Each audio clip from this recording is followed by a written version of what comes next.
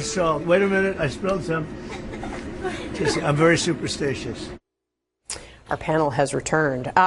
So I have to say, when I first saw that image of Trump kind of hanging out the drive-through window, a part of me thought, wow, is that real? I never thought he would do something like that. The Trump that we saw in 1999 in that old ad is the one that was much more familiar to me. Like, look, we're going to run this town, right? Like someone who owns a McDonald's, not someone who works in one. I mean, clearly they have a strategy to try to appeal to working class voters, try to, twist the knife on Harris.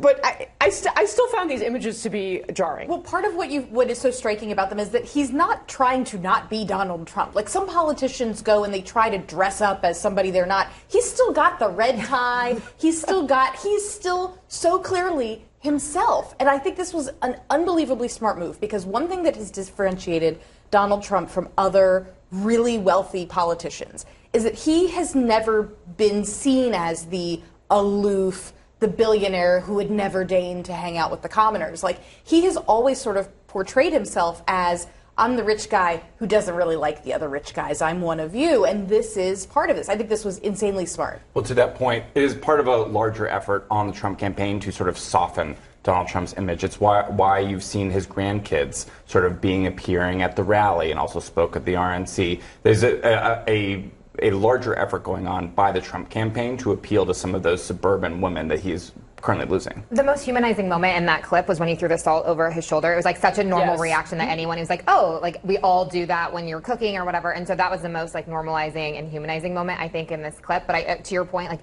he still has his shirt on, his tie on. Like most politicians would have showed up in like a collared shirt or something that said McDonald's and tried to like more fit in. I did find it striking that the whole restaurant was shut down and it was just sort of like a staged event, but I do think it is definitely like poking at the vice president. I will also say, though, him showing up with Grimace in that old ad, I bet that gets some more traction, because Grimace is like a thing with Gen Z. Like, is he? Yes. Yeah. It's all a thing. The TikTokers, yeah. It's a thing. Oh, see, you guys are cooler than me. I I've just read no about idea. it. I'm not even All right, coming up here on